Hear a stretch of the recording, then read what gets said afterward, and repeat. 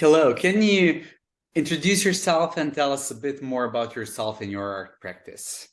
Hi, I am Hanna Kratsman Robles, and I am an artist. I'm also a teacher. And right now, really my practice has really just been very traditional oil painting, where it starts off with a very clear grisaille. Here, I'll show you. Where it starts with like it'll usually start with a like grisaille, which will then develop into a multi-layered painting.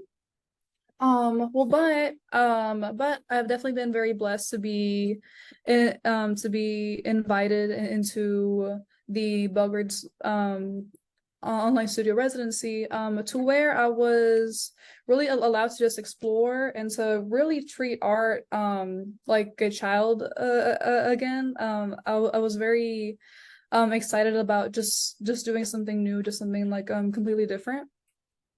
But usually my process just starts within a sketchbook. I always write down like ideas, and also in my sketchbook I would always write.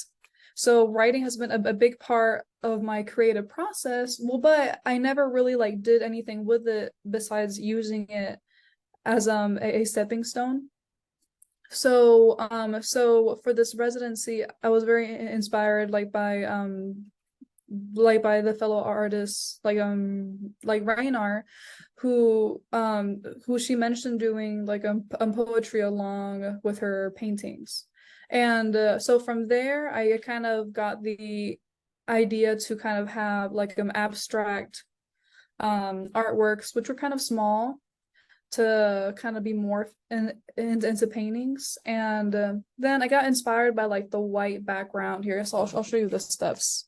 Um, and then I got inspired. So this is kind of like the next step where I had a small abstract painting, and then on top I would add on writing.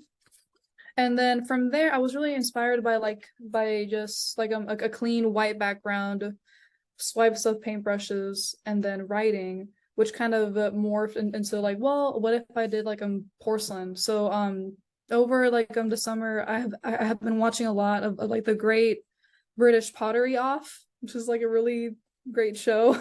It's just like a pottery contest like based off of I think it's based in Wales. And I had been watching that and I was like, well, I've never done pottery. I've never done anything sculptural, so maybe this might be a good idea, like to merge all of those ideas. So for this residency, your work became a bit more experimental. And Yeah. also, can you tell us a bit more about your writing? I know that you combine English with Spanish. How does it work? Yeah, so basically, so I moved to the United States, to like the mainland, I guess, like from Puerto Rico when I was about 12. Um, and then and I also am married like to someone who primarily speaks Spanish. So really, I speak Spanish at home. I speak English at work. I went to high school here, middle school here.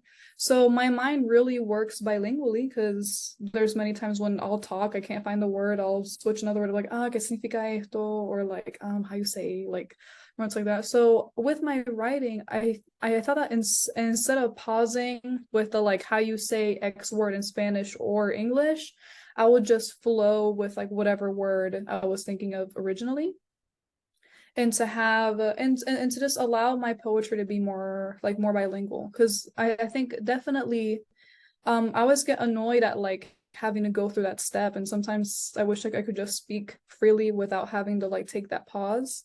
So I really just allow my writing to take away that pause. And like, is there another media that you would like to try out since you started with drawings, now you did a bit of porcelain sculpting, and what's next? I don't know. I think I need some time with the sculpting. I think right now I have the Crayola air dry clay. So maybe I just kind of this I really just want to like get good at the porcelain and see if I can get my forms to get smoother. I've been making a few more, But so right now this is kind of what my art has been looking like, where it's just kind of like a like one small sculpture. And the way I usually go about it is that I started doing yoga about 1 year ago. So I started to so basically I would ask people in like my house to take photos of me like I'm doing yoga, and in like 4 different like positions, so like from above, from like the side, like from the back and whatnot. And that's kind of how I've been getting my like references. So I think I still have a lot more to explore with like different poses, with different and with different writings and whatnot. It's also new. I'm not really like in the next step about thinking about what's next, but I don't know. I think maybe combining, maybe finding a way to combine my like oil painting with my sculpture and try to have it exist in one space together for the future might be a good next step for me. You've been inspired by other artists involved in the residency, and how does it Yeah. feel being in an online residency, which is a bit different than like actually communicating and collaborating in person? Well, this is actually my first residency ever, so I can't really compare it. I gotta compare it to what school was like. I think I don't know. I definitely like it. I do. I am a very like in. I'm a big hugger. I'm a big like in person.